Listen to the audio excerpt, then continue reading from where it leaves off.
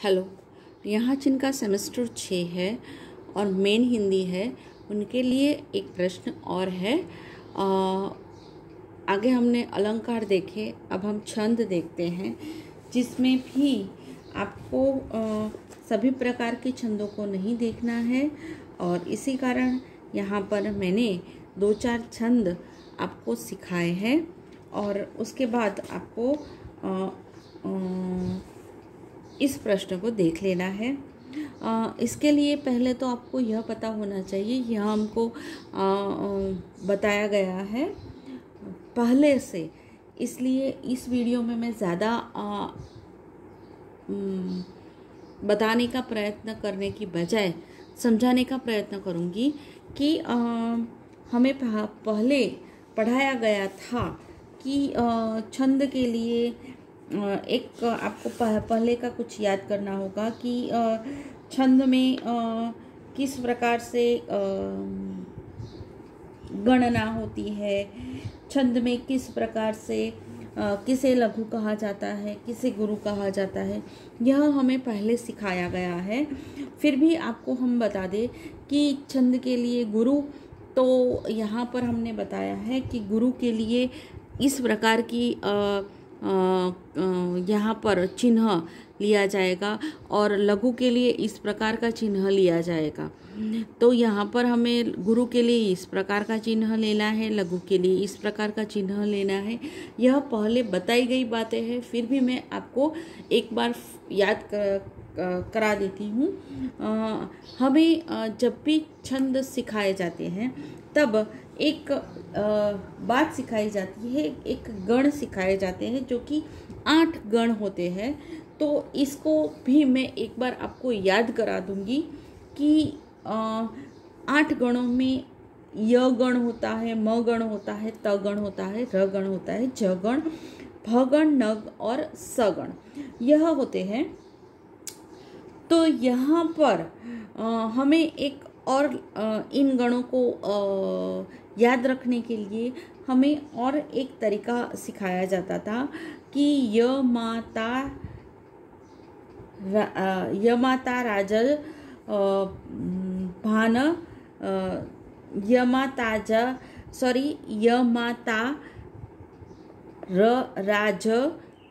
भान सल गा।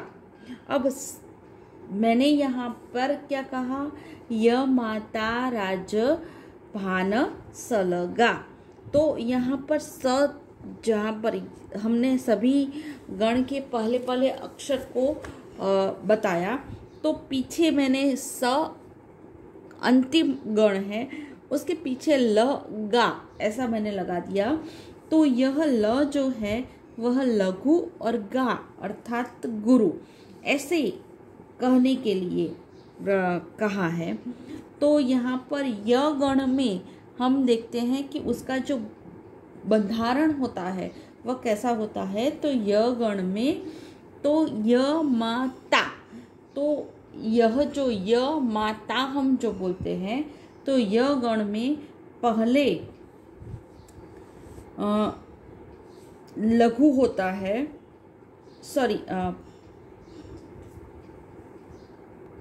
य गण में पहले लघु होता है। माँ, तो माँ का गुरु होता है, ता का गुरु होता है, क्योंकि उन्हें डंडी लगी हुई है। माँ को भी डंडी लगी हुई है, केवल म अकेला नहीं है, और त के लिए भी त अकेला नहीं है, उसे भी डंडी लगी हुई है, इसलिए यहाँ पर उनको गुरु कहेंगे। इसी प्रकार सभी गणों के बंधारण है। तो वह हमारे जो यह हमने लाइन कही थी, जो वाक्य हमने कहा था कि य माता राज भान सलगा, उसी में वह बंधारण आ जाता है।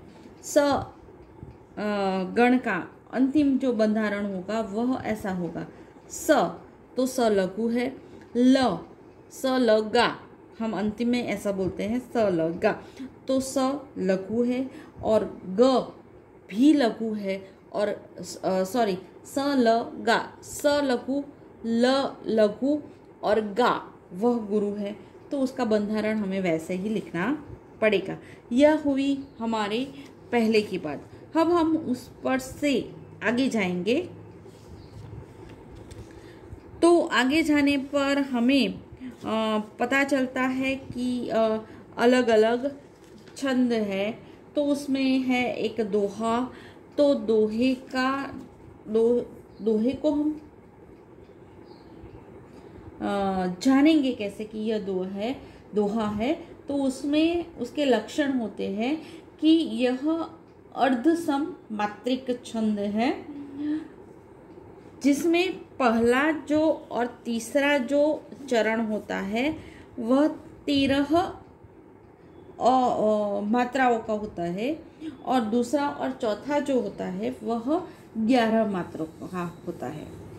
सभी सम चरणों के अंत में गुरु लघु वर्ण आते हैं और विषम चरणों के अंत में जगण नहीं आना चाहिए। यदि यति चरणों के अंत में होती है और तुक प्रायः सम चरणों में मिलती है।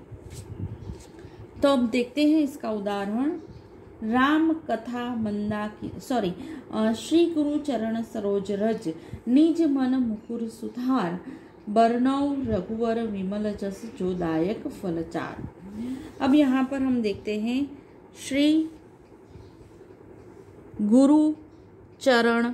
तो श्री की हमें 2 मात्रा है, यानी गुरु है। गुरु तो यहाँ लघु है, यह गुरु लघु है। चरण च लघु है, र लघु है, अण लघु है। स रोज तो स लघु है। रो तो मात्राएं बढ़ने से गुरु हुआ। ज मात्रा कुछ भी नहीं है तो लघु हुआ। र ज कोई मात्रा नहीं है तो र भी लघु होगा। कोई मात्रा न होने पर ज भी लघु होगा। तो यहाँ तक जहाँ यहाँ पर कॉमा आया है, अल्पविराम आया है, तो वहाँ तक आप गिनोगे तो आपको पता चलेगा कि वह 13 मात्राएं हैं। उसके बाद अब आगे चलो दूसरे चरण में।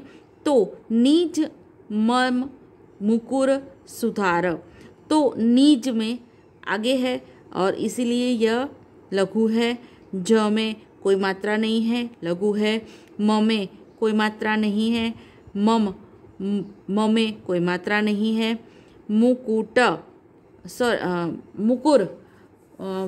मुकुर में सभी लघु मात्राएं हैं। सुधार में था जो है वह गुरु मात्रा का है। अब इनकी गिनती करने पर आपको पता चलेगा कि यह 11 मात्राएं हैं। आपके लिए फिर से एक बार कर देती हूँ। यह 2 मात्रा, यह 1 मात्रा, तो 2, 3, 4, 5, 6, 7, 8, 9 और 10, 11, 12 और 13। मैंने कहा था कि पहला चरण जो है यहाँ पर लिखा है कि पहले और तीसरे चरण में 13 मात्रा है। तो यहाँ पर पहले चरण में 13 मात्रा हुई। अब दूसरा चरण देखते हैं। तो 1, 2, 3, 4, 5, 6, 7, 8, 9, 10 और 11। तो यहाँ पर हमने देखा कि यह दूसरा चरण जो है 11 मात्रा का है। ऐसे ही हम यहाँ पर तीसरा चरण और चौथे चरण को भी देख लेते हैं। तो तीसरा चरण है, उसकी मात्राएं कितनी है? तो 1, 2, 3, 4, 5, 6, 7, 8, 9, 10, 11, 12 और 13। चौथे चरण की मात्रा तो 2, 4, 5, 6, 7, 8, 9, 10, 11। तो यहाँ पर पहले और तीसरे चरण की हमने देखी मात्राएं 13 है, और दूसरे और चौथे चरण की हमने देखी मात्राएं 11 है। तो यह हमें पता चला, यह है दोहा के लक्षण। अब हम देखते हैं चौपाई। तो चौपाई सममात्रिक छंद है, यानी कि यहाँ पर सभी में एक समान मात्राएं होगी। यहाँ पर पहले और तीसरे में 16, दूसरे और चौथे में 11 ऐसा था, वैसा यहाँ पर नहीं होगा। यहाँ पर सभी में आप देख सकते हो 16 16 16 16 मात्राएं हैं, सभी में सम मात्रा है। प्रत्येक चरण में 16 मात्राएं रहेंगी, प्रत्येक चरण में 16 मात्राएं हैं। चरणों के अंत में झगण अथवा तगण नहीं आना चाहिए, यानी निषेध है, नहीं आना चाहिए। चरणों के अंत में 2 लघु अथवा गुरु मात्राएं रहेंगी। यहाँ पर देखिए चरणों के अंत में 2 लघु अथवा तो 2 गुरु मात्राएं रहेंगी।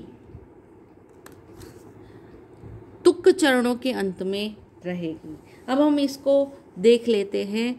तो यहाँ पर मैंने आपको पहले ही साथ में समझा दिया है कि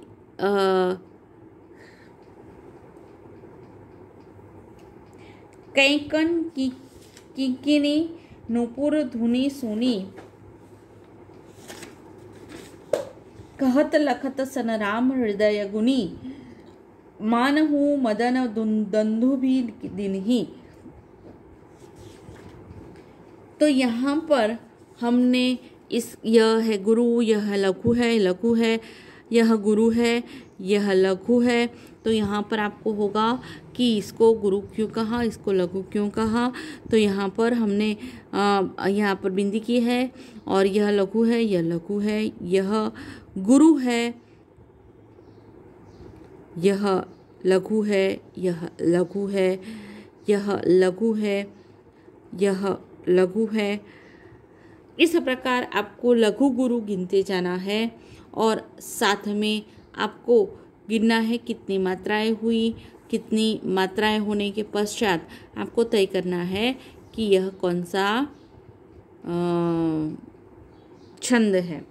इसी प्रकार अब हम देखते हैं मंदाक्रांता। यह जो है वह वर्णिक छंद है। इसके प्रत्येक चरण में 17 वर्ण होते हैं। इसकी रचना म, भ, न, त, गा, गा गणों से होती है। इसमें 4, 7 और 10 वर्णों पर यति पड़ती है। अब देखते हैं इसका उदाहरण। जो मैं कोई विहंग उड़ता देखती व्योम में हूँ, तो उत्कंठावश विवश हो चित्त में सोचती हूँ। होते मेरे निबल तन में पक्ष जो पक्षियों से, तो यूं ही मैं समुद्र उड़ती श्याम के पास जाती।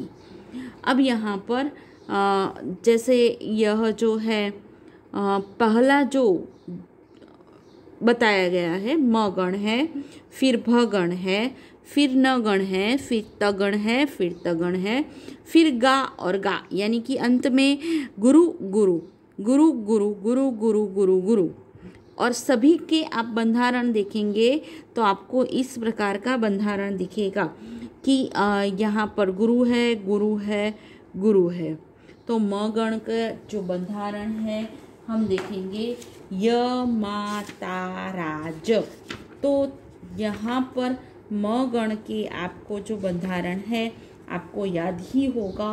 फिर भी मैं आपको बता दूं कि वह गुरु गुरु, क्योंकि य मा ता रा, तो यहाँ मा ता और रा तीनों जो है वह गुरु है।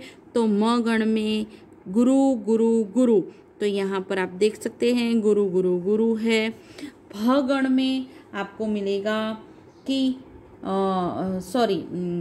भा न स, तो आप देखेंगे कि भ गण में उसका जो बंधारण है भा न स।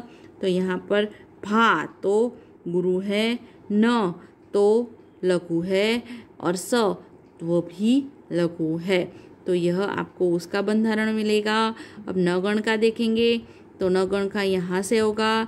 तो न गण में आप देख सकते हैं न स ल, तो सभी लघु लघु है। तो न स ल, लघु लघु लघु। और उसी प्रकार आप देखेंगे तगण, तो तगण में भी आप देख सकते हैं कि ताराज, तो तगण का ता जो है वह गुरु है। उसके बाद रा, वह भी गुरु है, और झ लघु है। तो वही बंधारण त, फिर से गुरु गुरु लघु, और अंत में गा यानी कि गुरु, गा यानी कि गुरु। तो इसी प्रकार की इन सभी में आपको रचना मिलेगी। आपको सभी में उसमें इस प्रकार की रचना मिलेगी।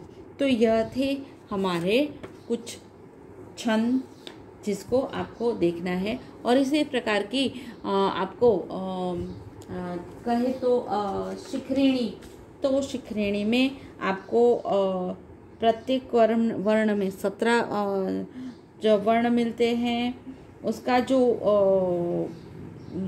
है कि श, म, न, स, फ, ल, गा गणों का योग होता है उसमें।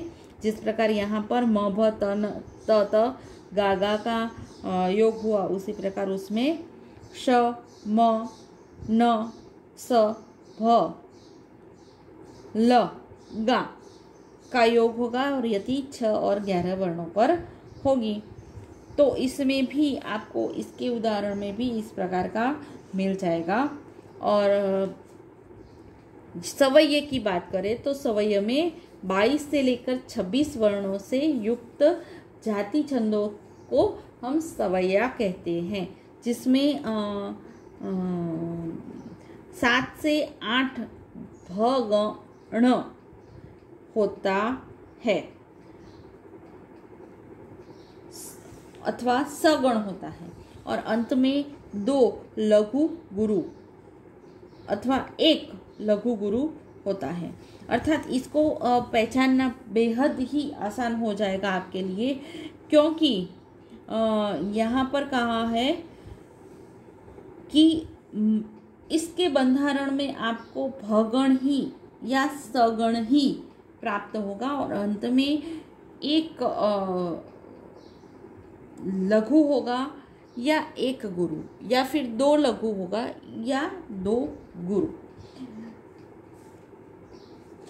या लघु गुरु भी हो सकते हैं। तो यह एकदम सरल है। सवय्य में आपको इतना ही याद रखना है कि सभी में आपको 26 वर्ण मिले, 22 वर्ण या 26 वर्ण मिलेंगे, और सभी में या तो भगण होगा या सगुण होगा, और अंत में लघु गुरु, गुरु लघु, लघु लघु या गुरु गुरु या लघु या गुरु ऐसा आएगा। तो यहाँ पर हम इस प्रश्न को पूर्ण करते हैं। आपको इस प्रकार इस प्रश्न को देखना होगा।